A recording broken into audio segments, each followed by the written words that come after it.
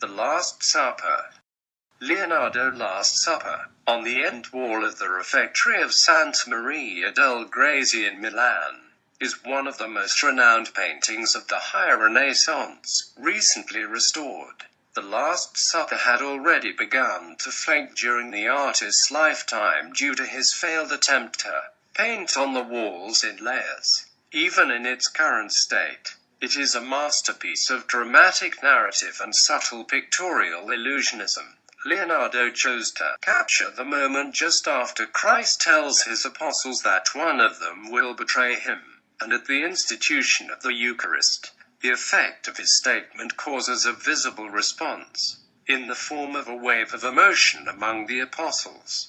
These reactions are quite specific to each apostle, expressing what Leonardo called the motions of the mind.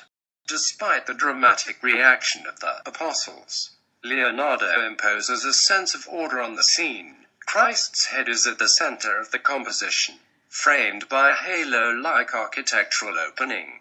His head is also the vanishing point toward which all lines of the perspectival projection of the architectural setting converge. The apostles are arranged around him in 4 groups of 3 united by the posture and gesture.